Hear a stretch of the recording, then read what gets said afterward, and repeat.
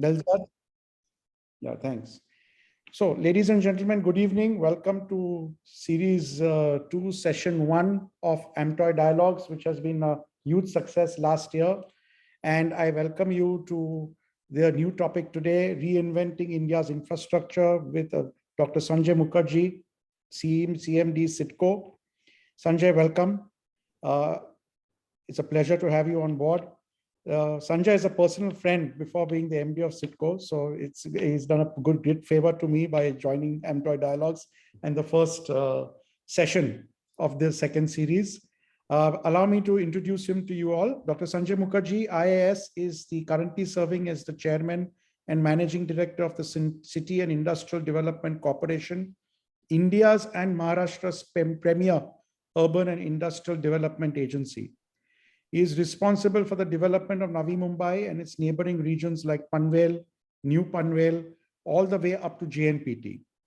In addition, he is responsible for overseeing the development of the Navi Mumbai Airport Influence Notified Area, also known as NAINA, which extends over 5 talukas of Raigad district.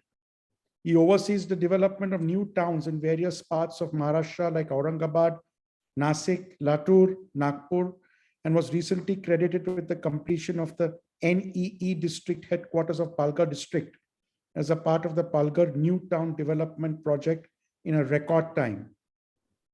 Sanjay is generally considered responsible for catalyzing several long-pending projects of CITCO. Under his leadership, the work of the Navi Mumbai International Airport has begun, and commercial operations are expected to start in December 24. The Navi Mumbai Metro, pending over 11 years, is now poised to be commissioned by the end of the financial year, which is truly great. He's supervising the largest housing project in the world. Several other projects like the Logistics Park project, the Water Transport project, railway projects, highway projects have caught steam under his leadership. Prior to this assignment, Dr. Mukherjee was the Principal Secretary of Medical Education and Drugs Department and led the state's COVID response during the first wave. He was credited with creating 1 COVID hospital and testing lab a day, streamlining procurement of manpower and equipment, setting up the treatment protocol, and was therefore felicitated by the Commonwealth, ComHad UK. Earlier, Dr. Mukherjee served as the Commissioner of State Excise Maharashtra, where he was credited with tripling the state excise revenues in over 4 years. Dr. Mukherjee has vast experience of working in the field of governance, rural infrastructure, urban infrastructure, and finance over the last 26 years. What others don't know and what I know is also that he's an avid golfer, is a very good singer of Indian classical songs, and in short, a multi-talented personality. Welcome, Sanjay. Honored to have you with us today. Thank you. So I will start straight off because we are already a little bit behind schedule. Fantastic achievement, Sanjay, once again. Your introduction is absolutely unparalleled on what I've heard before. So my first question to you is, since you're involved with Mumbai and since you are so active in Mumbai, it's called a megapolis, but sometimes, as I sometimes call it, also a disaster polis, like a disaster waiting to happen. With its vast infrastructure, a vast city, 16 million people, a very thin island, a group of 7 islands. So I sometimes feel we are like a ticking time bomb. So what's your take on it? How would you term Bombay as it's evolving and is India's premier financial hub? Well, Mumbai is a city with a difference. If you see internationally also, it has developed very, very differently from the rest of India. The Portuguese took it over from the local leaders. Nobody knows who was the local king from whom the Portuguese got it. After that, the Portuguese gave it to the British as a dowry. And then later on, the British, they developed Mumbai separate from the rest of the country. And they invited people to come and stay in Mumbai initially. And then they set up their first, the first major port after Kolkata. The largest port came up in Mumbai. Mumbai also benefited that, it was the last part. Maharashtra was the last part of India to be conquered by the British. And therefore, local trade in Maharashtra continued, and especially through Mumbai continued, till the time Queen Victoria took over the reins of India. And therefore, Mumbai continued to be a commercial city, unlike Kolkata, which was a great commercial city, but the British systematically finished the trade and commerce of Kolkata. Unlike that, Mumbai benefited from the late thing, and we must thank the Maratha Sardars for their valiant fight against the British, which actually has enabled this. Now, today, as we see Mumbai, it's a sprawling city, and there are many parts of the state which masquerade as Mumbai. Actually, Mumbai ends at Dahisar. However, today Thane is also Mumbai, Mira Bhayandar is also Mumbai, even Ambarnath, Badlapur, Karjat, and some people think that Navi Mumbai, Nayana, and Panvel, etc. So all these are masquerading as Mumbai. But No, I didn't know that. The city of Mumbai ends at Dahisar. It's the only city in the country which is actually bigger than a district. So two districts, Mumbai city and Mumbai suburban district, they make up the Mumbai. It is the only city of Maharashtra of the country which actually has a urban administration. So here the municipal commissioner of Mumbai is the guy responsible for looking after the urban affairs of Mumbai. The state government's role is very limited, and the police commissioner of Mumbai is the guy who is responsible for the law and order and the police in Mumbai. So this was a system which was set up by by the government of the day, and that has continued over the period of years. However, what has happened in this country is certain parts of the country have progressed and certain parts have not. And people from other parts of the country therefore have come to the other parts which have progressed in search of better avenues. And Mumbai, being the most developed city, has faced an influx of people coming in. And so therefore, in every budget, you had a new train being announced, and people from various parts of the country, they have come and made their home in Mumbai, as they have made their home in Delhi, Chandigarh, Nagpur, Pune, etc. But Mumbai has got the larger share of that traffic. And that has contributed two things in Mumbai. Number one, it has given Mumbai great diversity and great growth, and a huge catchment of people from which the city chooses the best of them who rise up the ranks of the city. So you really don't, this is not a city which is ruled by a clan or a community. This is a city which welcomes everyone with open arms. So those are the good things. But what we see is that Mumbai is now totally surrounded by slums. And these slums for us might be eyesores, but for those who come from other parts, this is the place where the person gets his first entrance. It is the entry point. And there are many people from the slums who have then risen up and made name for themselves in their chosen, places of avocation. So this is a very fabulous thing about Mumbai, which is not there in, in many cities of the country and the world. Now, the United Nations, of course, does not think that Mumbai is disaster prone. In fact, I was just looking through which are the top 10 disaster prone cities or dangerous cities according to the United Nations. And I was surprised to see the list, and I'll just read it loud for you. It will be an eye opener for many of us. One is Buenos Aires, number 1. Number 2 is Karachi. Number 3 is Kolkata. Number 4 is Dhaka. Number 5 is Sao Paulo. Number 6 is Shanghai. Number 7 is New York. Number 8 is Mexico City. Number 9 is New Delhi. And number 10 is Tokyo. Now, one thing common to all these 10 cities, excepting, say, New Delhi, etc., is that they are all coastal cities. So once you are a coastal city, you really face the vagaries of the weather at certain points of time, though you have the advantage of the port. And because there was a port, therefore the city developed very fast in the initial days, the city could develop so fast. So these are the cities which are the most disaster prone. Mumbai's disaster, or what we say as disaster, is, I would say, entirely man-made. And well, is it because of our misdirected zeal? That is something which I think we need to think about. Mumbai's disaster is primarily during the monsoons, when the city gets flooded. It gets flooded once a year, generally once a year. Now we know that it always happens. Why does it happen? We also know that. So there is a high tide or there is a neap tide. When there is a high tide or the neap tide, then the stormwater drain exit and the water level, that is at a higher level, So the water cannot go out.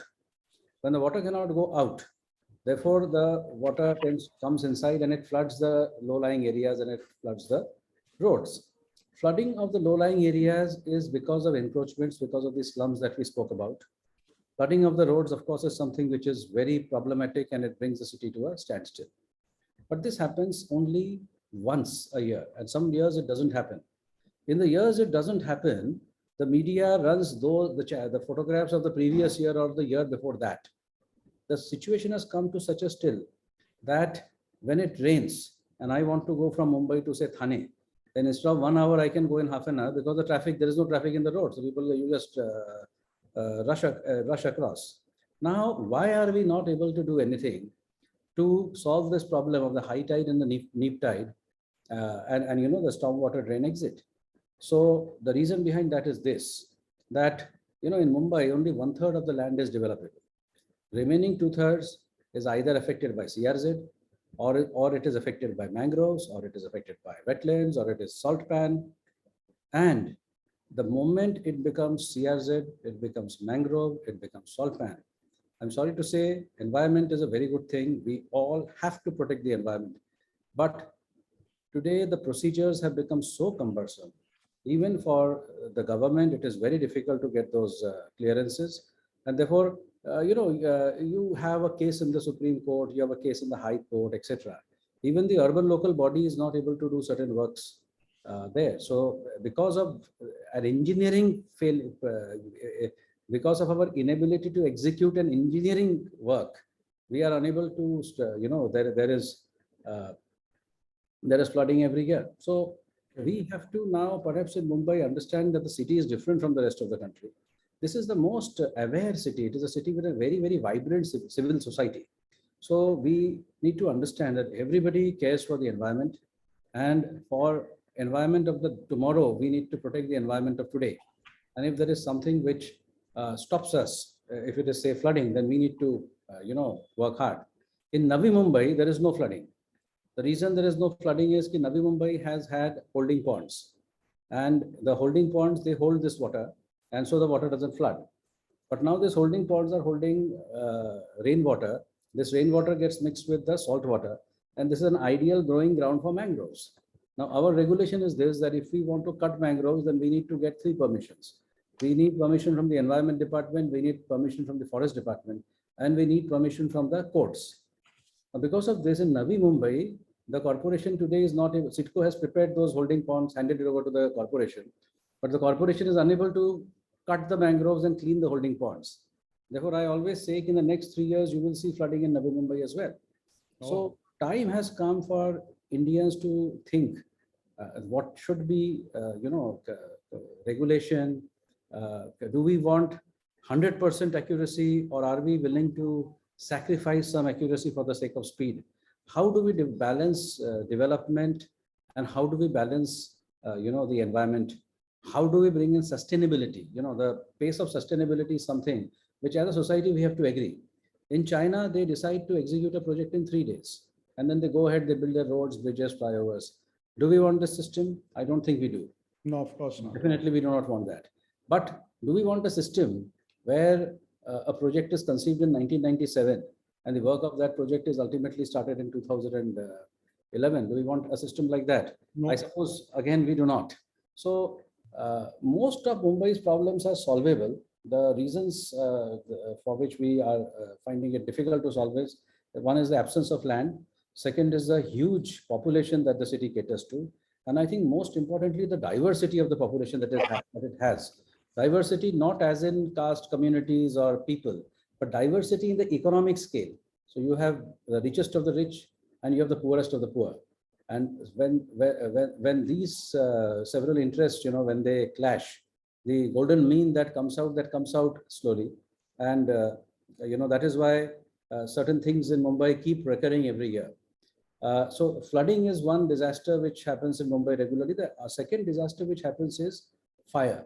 A fire is generally happening in 2 places. It happens either in high rises or it happens in slums. In high rises, it happens because the society does not maintain the fire thing. In slums, it happens because people have over-constructed, So that is the second thing. And the third disaster which happens in Mumbai is collapse of buildings.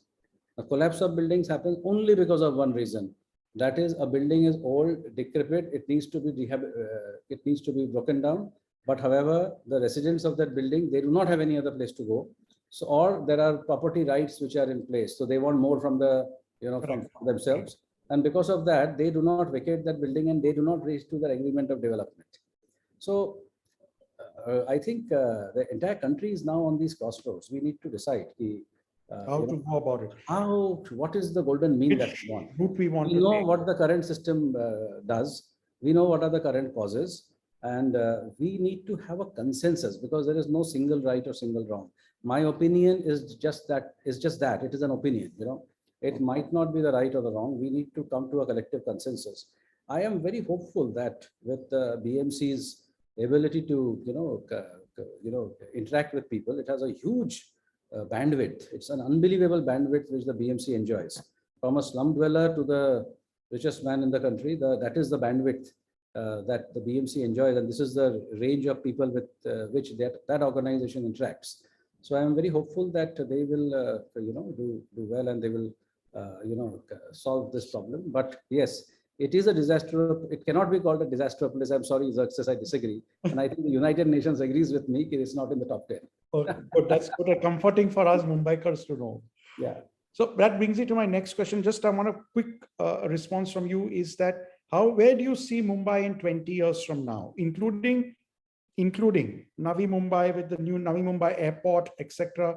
Where do you see it all culminating?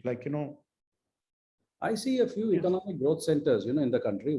Number one, I think would always be Mumbai because of its extremely unique location. Number two, I see Delhi National Capital Region growing. Number three, I see the Hyderabad metropolitan area growing. I see the Bangalore metropolitan area growing, and of course, I see at south the Chennai area growing. These are 5 places where I would look very closely. And there is a 6th, that is Kolkata, which is today sitting in a huge opportunity. If they set their act right, then they can give everybody the run of money. As far as Mumbai is concerned and the areas around Mumbai is concerned, development of facilities and infrastructure is a huge priority for everybody, both the government and the private sector. So the government is building metro rails, the government is building suburban rails, the government is building roads, bridges, warehouses, logistic parks, trains, multimodal corridors, and all these things, So, and this is happening in the entire MMR region. And as far as Navi Mumbai is concerned, so Navi Mumbai happens to be sitting now today between Mumbai and Pune. So as the time by 2024, most of the projects that are going on, the rail projects, the road projects, the airport, the suburban rail, etc. So all of them would be complete. And Navi Mumbai, Pune, and Mumbai would be connected like never before. Okay. So I think COVID has given us a big jolt. The only way we can all go now is up.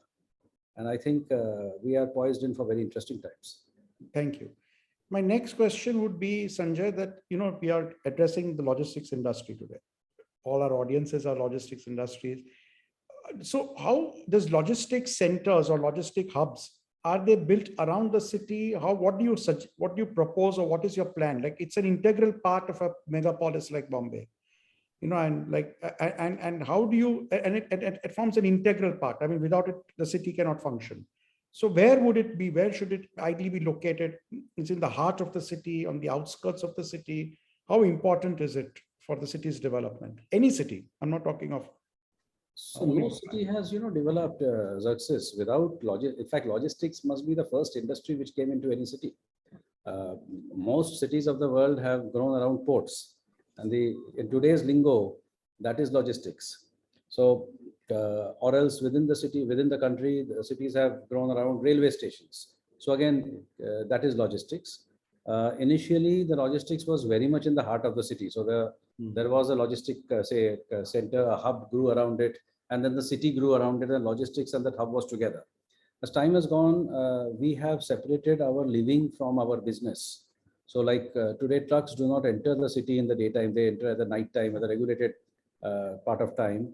And gradually we have moved these into, specialized zones outside the city. So Maharashtra has a very interesting policy. MIDC gives permission for private logistics parks to anybody who is willing to take the risk. And they don't see anything there. They don't see whether it has a road. The entrepreneur can build his own road. They don't see whether it has a railway connection or whether it has a whatever. They just give you the permission and then you can go ahead and you can build it.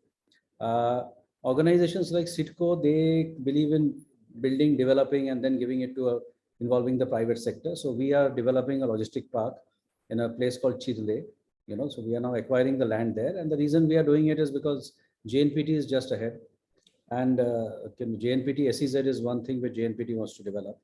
And there is a huge demand for logistics in that part. A lot of private and unauthorized logistic hubs have already set up. So we hope and we want to set up a proper logistic hub for the business. So I think as days will go on, the logistics hubs will move away from the city, but connectivity will become the key.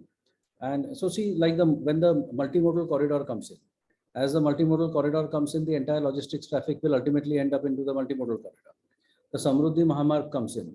So the Samruddhi Mahamarg will give a huge boost for traffic and transport.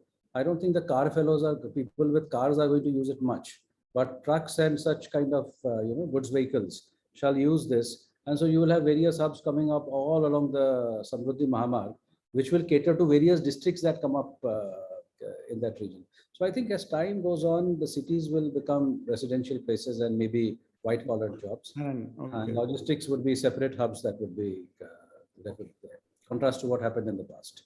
Now I come to my next answer. It's actually very important today. We are seeing Delhi engulfed in smoke, gasping for air. We see these issues in so many big cities in the world.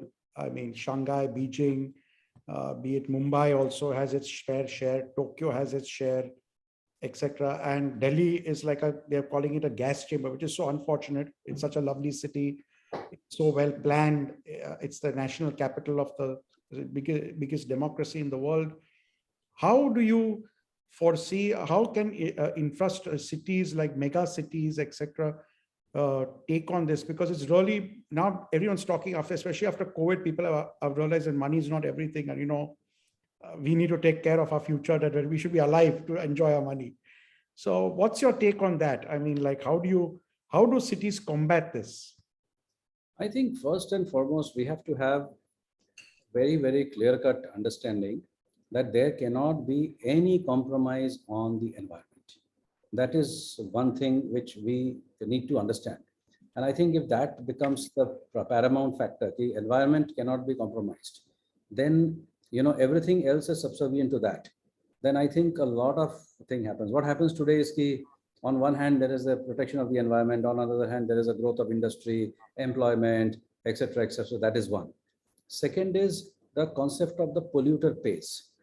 I think we need to, today, environment activities, environment sciences, they need to be codified, They need to be made more mathematical. Ultimately, it is physics. It's physics and it is chemistry. And it results in change in your biology. So it's science. It needs to be codified. It cannot be environmentalism, whereby I say something and then you say something and then we argue on that. It has to be codified. And then once it is codified, then the polluter has to pay. And there should be no compromise on that. And so suppose the Pollution Control Board has fined an industry for doing something wrong. Then the process of fining, today we have a legal process of fining, and that has to be implemented immediately. The relief from the courts, needs to be faster. India needs a huge reform in the contract, in the way we transact contracts, And as that comes in, it will the reform in implementing regulation will follow immediately, because it is all, these things are all related.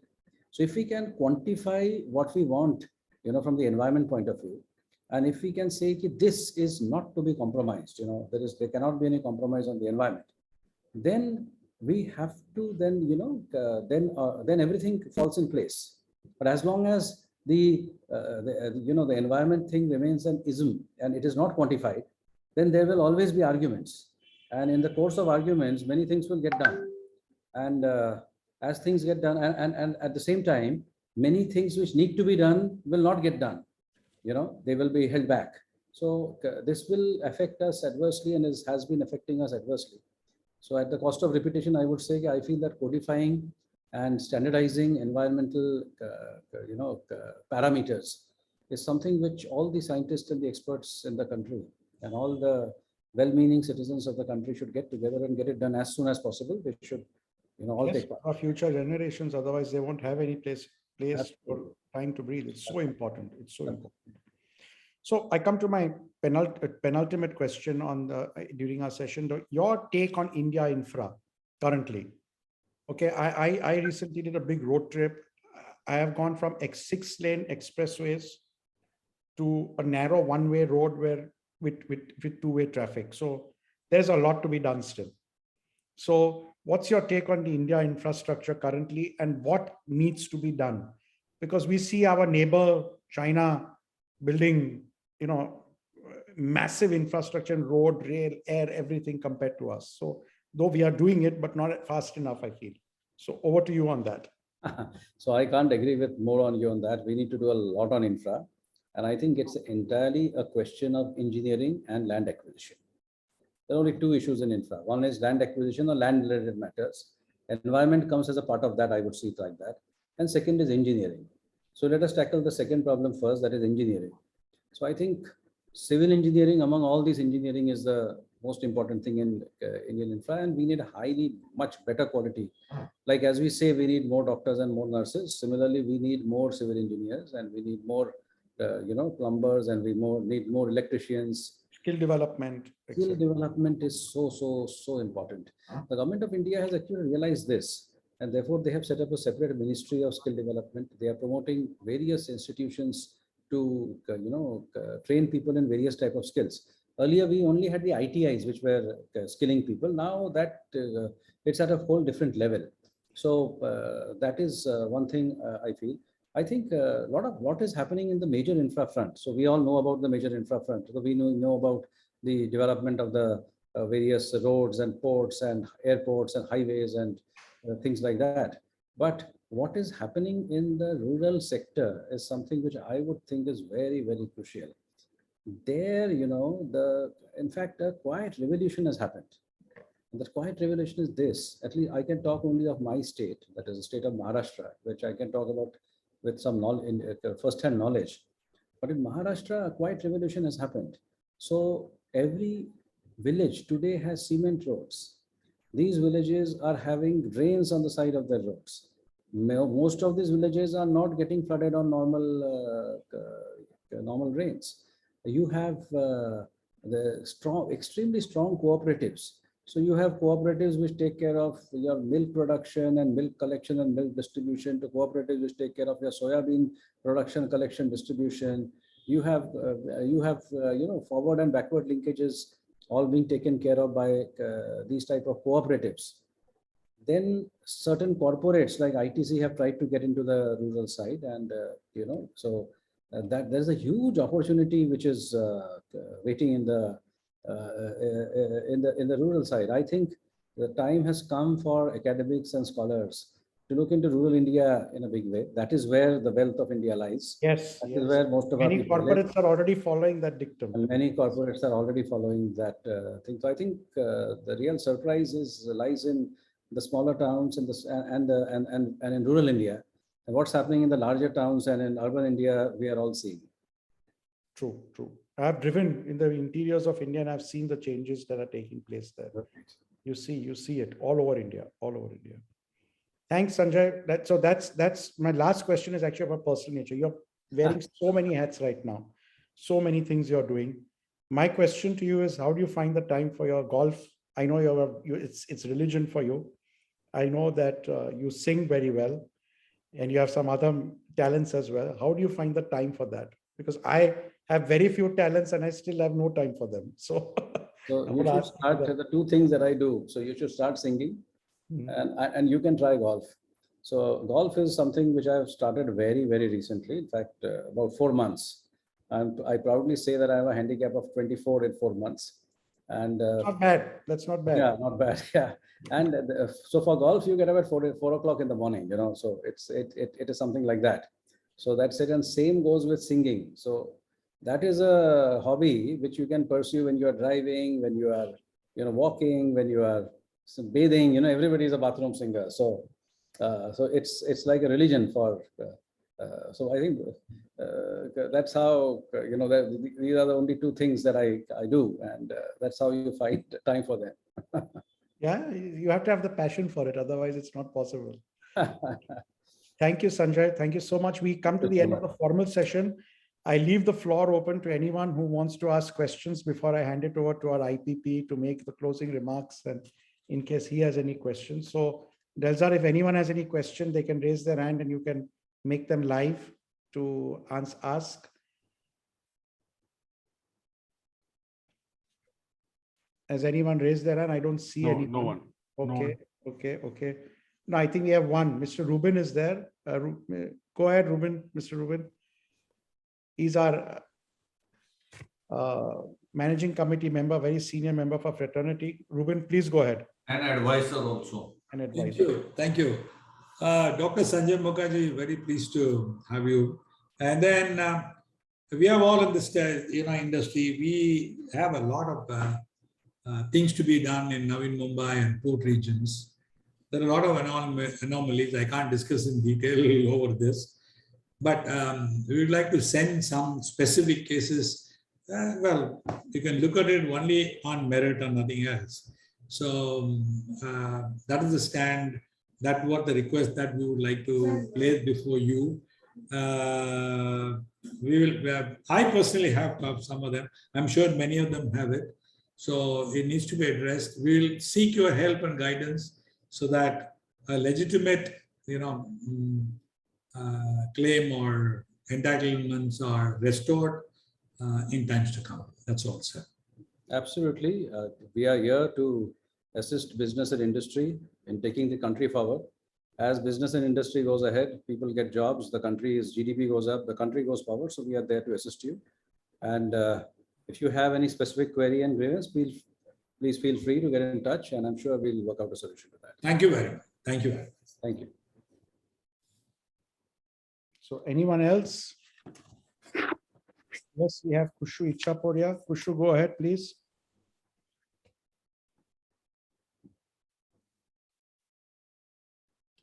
Go ahead, Kushu. You can speak. Good evening, Dr. Sanjay. Can you hear me? Good evening. Yes, I can hear you. Yeah. Interesting session. I wanted to have your feedback on the green vehicles that are coming into India and whether they will be successful. You mean the electric vehicles? Electric vehicles, yeah. I think the key thing to understand in an electric vehicle is this, that electric vehicle takes care of the problem of fuel adulteration and the problems of that are attendant with fuel adulteration. The second key thing to understand is that an electric vehicle is not essentially pollution free. What the electric vehicle is doing is that it is transferring the pollution from my city to the place where the power plant is. And India depends grossly on coal. Mm-hmm. So that is the key thing. I hope electric vehicles are successful in India. I hope that we are able to make that.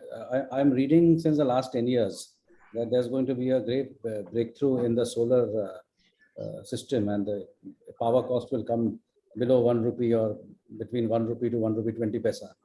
So that hasn't happened, but I'm told that there is a lot of research and development going on in that segment. So I really hope that we come out with some alternative ways of producing power, and if that, along with the electric vehicle, I think will result in huge, saving in our footprint, the overall footprint that we are making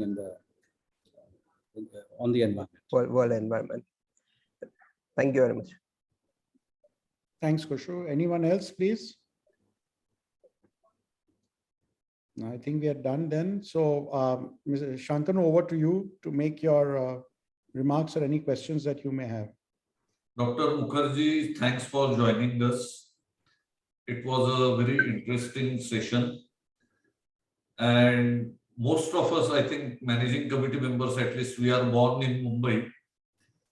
But we didn't know a lot of things about Mumbai. You shared, like, from whom Portuguese took over is little a mystery. Maybe a Gujarat Nawab or someone else, like it's a bit of a mystery. Yes, but I know one tradition you also shared Maharashtra government traditions.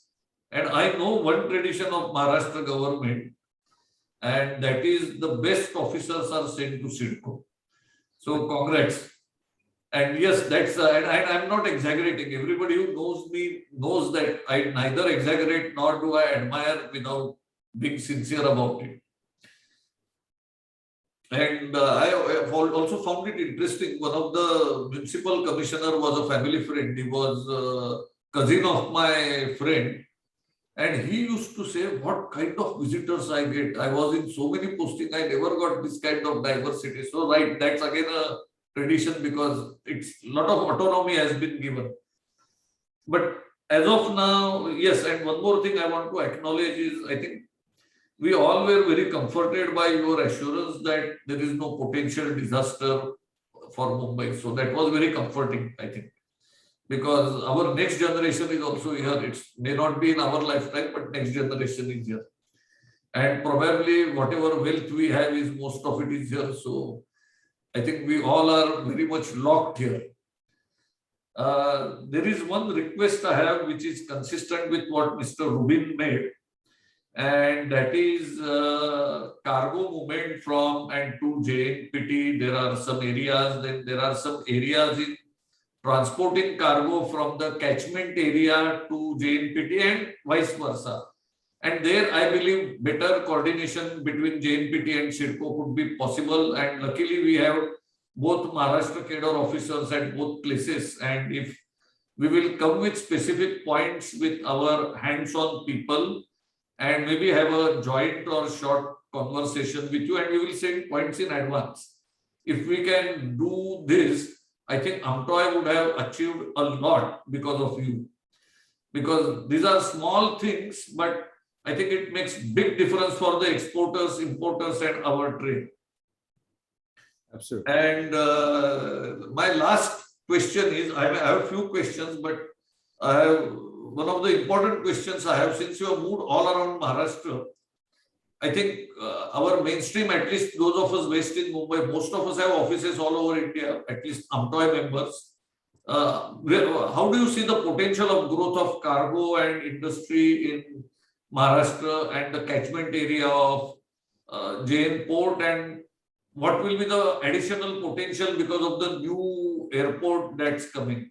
That would be really something very important for us.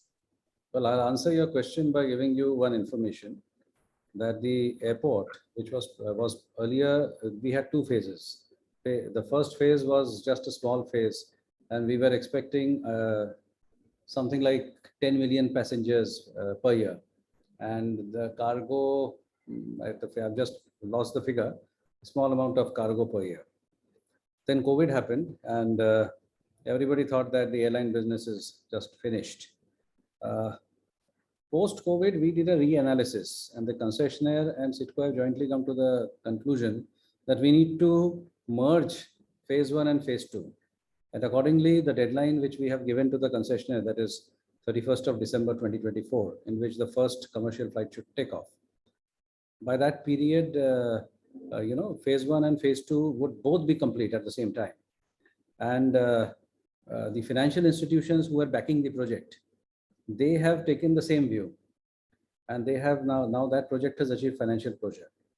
So I think if one says that the proof of pudding is in the eating, it appears that most of the institutions are taking a view that the growth of that part of the country, which means essentially the Western Belt, that's going to be pretty phenomenal in the days to come. See, there is one issue which my predecessor Tushar Jani and I, we had discussed with some people, including as Mr. Arun Bongirwar when he was JNPT chairman, and we were discussing Mihan with him, and we were saying instead of Mihan, the real logistics hub can be near Panvel, because that time CI had also prepared a presentation. The old NH3 and NH4 means Mumbai Bangalore and Mumbai Agra highway, that it meets there and it carries almost 50% of the cargo of the country, the finished goods cargo, I am saying. And we have airport right there, JN Port right there. So if we can have a development plan in that area where it doesn't become a real estate game. Problem with SEZ and many other areas, it has not become an area where money is earned, and even government should earn money, but not from real estate. They should earn from employment, generation of taxes and revenue. That will be many times more. Equally for us, land, if it is unaffordable, warehousing can't take place. But if we have revenue out of servicing, I think that's one idea we wanted to share. Maybe one day we will come and discuss with you. And right in your own territory that can be cultivated and developed. And I think this can be one of the game changer for Maharashtra and logistics sector.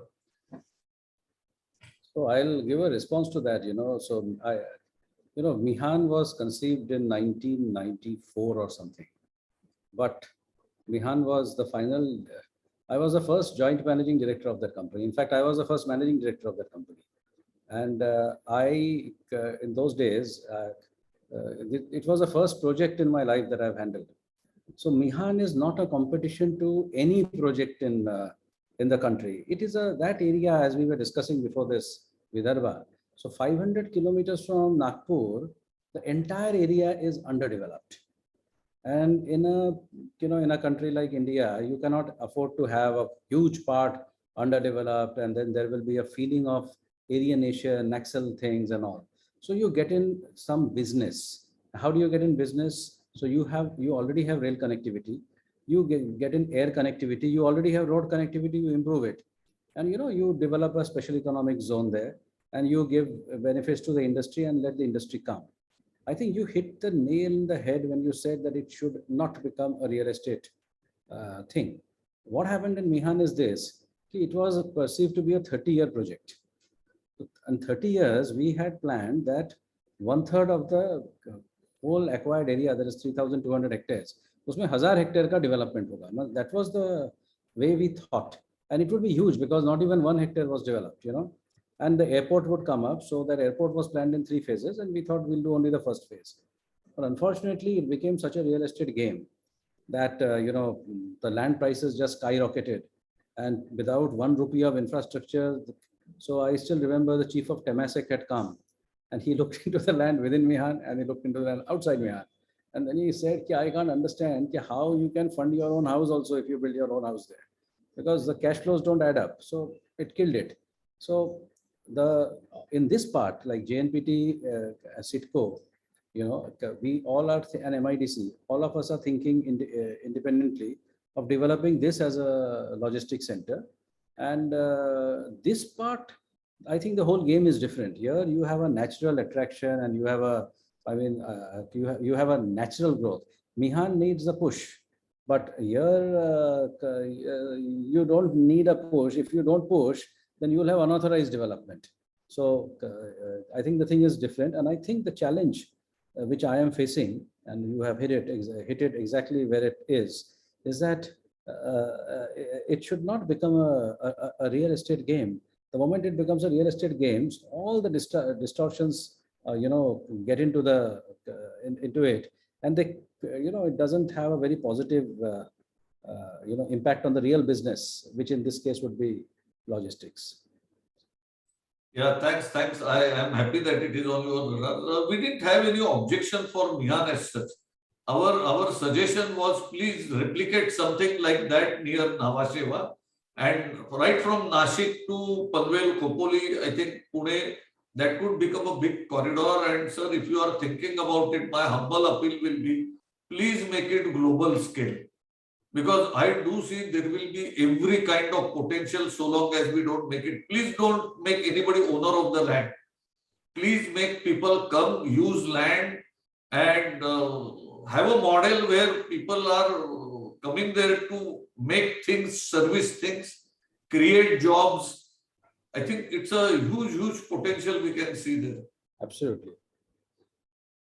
Thanks, sir. And once again, I think this session was too short. I think there is a wealth of information and knowledge, and I can see that since it's a multi-talented person with music and golf. He must be a very passionate person.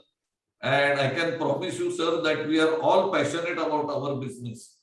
So maybe we lack multi-talent, but at least what we do, we are very passionate. I'm sure you'll also show your talents when you are invited like me in a occasion to where you have somebody, a good friend like Zaksis, who brings out whatever little that you have out.